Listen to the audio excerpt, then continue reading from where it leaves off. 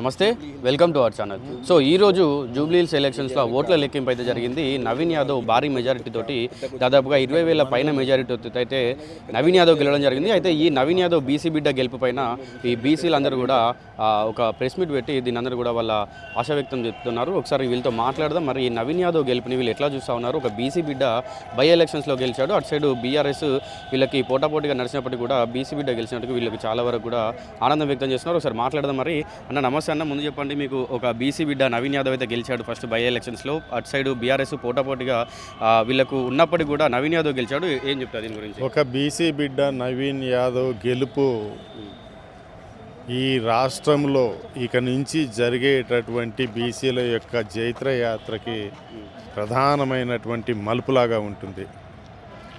So called persons ఎవరైతే ఉన్నారో BC banner పెట్టుకొని, రేవంత్ రెడ్డి గారు ఆల్రెడీ అసెంబ్లీలో తీర్మానం చేశారు. అన్ని రకాలుగా 42% ఇస్తామన్నారు. స్థానిక సంస్థలలో కూడా ఇస్తామన్నారు.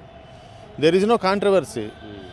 ఎవరి ఇన్ని రకాలుగా జిల్లాలలో కానీ స్టేట్ వైడ్గా కానీ బీసీ జేఏసీలు పెట్టుకొని అపర మేధావులు అనుకున్న వాళ్ళు జస్టిస్ ఈశ్వరయ్య గారు కానీ ఐఏఎస్ చిరంజీవులు గారు కానీ పెట్టిన వాళ్ళు ఒక బీసీ బిడ్డకి మద్దతు ఇవ్వటంలో ఘోరంగా విఫలమయ్యారు. దేనికి కారణమైంది? నెంబర్ 1, వాళ్ళు పునర్విచారణ చేసుకోవాలి. అదొక్కటే కాదు, బీసీల నాయకత్వంలో 70% ఉన్నాము. బీసీలు చేసుకోలేరా? బీసీలో మేధావులు లేరా? ఎవరు లేరా? అంటే విశారదన్ మహారాజు గారు ఎవరైతే ఉన్నారో మన నవీన్ యాదవ్ గారి గురించి చెప్పినటువంటి ఆయన యొక్క లెటర్ హెడ్ నుంచి పోయినటువంటి మ్యాటర్ చదివి వినిపిస్తా మీకు. నవీన్ యాదవ్ శరీరం మాత్రమే బీసీది, అతను మెదడు అంతా రేవంత్ రెడ్డిది. అంటే కరెక్ట్.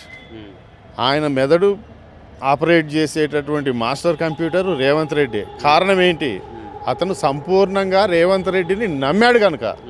మరి నువ్వు ఎక్కడెక్కడ వివిధ రకాలుగా వివిధ ఆర్గనైజేషన్లో పనిచేస్తే నువ్వు వద్దురా బాబు, విశారదన్ నువ్వు వద్దురా బాబు అని తరిమి కొట్టిన సందర్భాలు ఉన్నాయి.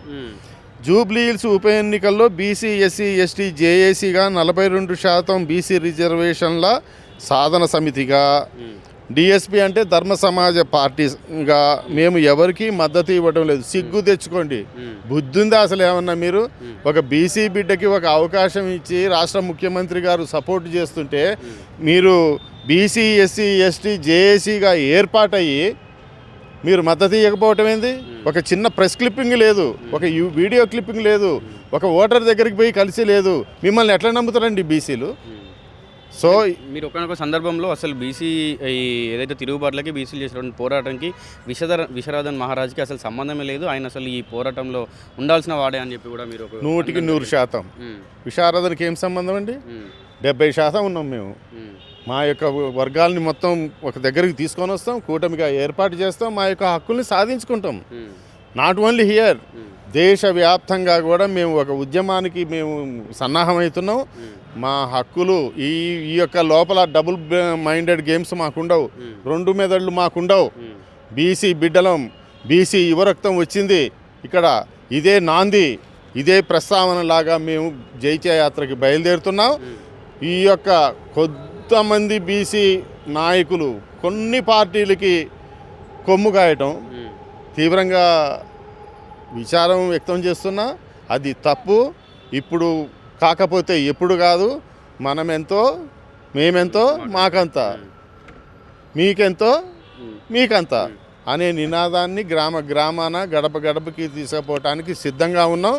విశారదన్ మహారాజు గారు బీసీ ఎస్సీ ఎస్టీ జేఏసీ నుంచి తప్పుకోవటమే ప్రధానం. సో మన కేటీఆర్ చూసుకున్నట్టయితే ప్రచారంలో నవీన్ యాదవ్ పైన ఈయన ఒక రౌడీ అని చెప్పి, రౌడీ షీటరు, ఒకవేళ ఇతను గెలిస్తే మాత్రం జూబ్లీహిల్స్ మొత్తం కూడా ఈ బయట ఏదైతే పండ్ల షాపులు పూల షాపులు ఏవైతే ఉన్నాయో వాటి అన్నిటిపైన కూడా దందాలు చేస్తాడు, మామూలు వసూలు చేస్తాడు అని చెప్పి ఆయన ప్రచారంలో చెప్పడం జరిగింది. ఈ రోజు మనకు మధ్యాహ్నం చూసుకున్నట్టయితే నవీన్ యాదవ్ గెలుపు ఖరారైంది. మరి ఎట్లా ఉండబోతుంది? దీని గురించి ఏం చెప్తారు? అరే తుగ్లక్, ఏం మాట్లాడుతున్నావు నువ్వు? పండ్ల షాపులు 10 రూపాయలు 50 రూపాయలు రౌడీ షీటరా? అంటే మా బీసీలను అందరినీ రౌడీలను చేస్తున్నావా నువ్వు? నువ్వు చేసినటువంటి దోపిడీ ఈ రాష్ట్రంలో ప్రపంచంలో ఎవడూ చేయలేదు. మీ అయ్య చేసినంత దోపిడీ భూములు లాక్కున్నారు. ఎన్ని లక్షల ఎకరాలు మీరు లాగిండ్రు? ఈ యొక్క ఉన్నతమైనటువంటి మిగులు బడ్జెట్లో ఉన్నటువంటి తెలంగాణని మీరు నిర్వీర్యం చేసేందుకు ఇవాళ అప్పుల పాలైపోతుంది, అప్పులు కుప్పగా అవుతుంది. ఏది నువ్వు మాట్లాడేది? అసలు నువ్వు మాట్లాడటానికి అక్కడ ఒక క్షణం కూడా ఈ యొక్క వాదం ఇలాంటి మాటలు మాట్లాడటానికి ఎస్ రౌడీ, నా బిడ్డ రౌడీయే అనుకుందాం. నీకంటే రౌడీనా? మీ అయ్య కంటే రౌడీనా? ఎవరండి రౌడీ? ఇవాళ మరి ఆ రౌడీతనం చూపెట్టమంటావా? నీ భాగవతం ఫస్ట్ తెలుసుకో. ఇప్పుడు అభ్యర్థిగా నిలబడినటువంటి మహిళా అభ్యర్థిని మేము కించపరచదలుచుకోవట్లేదు. వారి యొక్క ఆవిడ యొక్క భర్త చనిపోవటానికి కారణమైనటువంటిది మీరే అని ప్రతి పబ్లిక్ అనుకుంటున్నారు. దాని మీద తక్షణం విచారణ జరిపించాలని రేవంత్ రెడ్డి గారిని డిమాండ్ చేస్తున్నాం. డెఫినెట్గా దాని మీద చర్చ జరపాలి. మీ యొక్క బినామీ అని కూడా తెలుస్తుంది.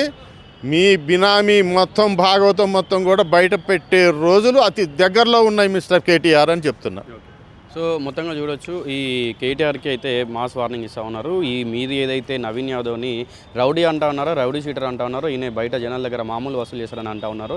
ఇదంతా కూడా మీ పార్టీ నుండి చేసినటువంటి ఇది ఏదైతే చిన్న చిన్న కార్యక్రమాలు అవ్వచ్చు, మామూలు వసూలు చేయడం, రౌడీజం అవ్వచ్చు, గుండాయిజం అవ్వచ్చు, అదంతా కూడా మీ పార్టీ దగ్గర నుంచి మొదలైంది. మీరు ఒక బీసీ బిడ్డని అంతటి మాటలు ఎలా అంటారని చెప్పి కూడా మనకు వడ్డపల్లి రామకృష్ణ గారు చెప్పడం మనం చూసుకోవచ్చు.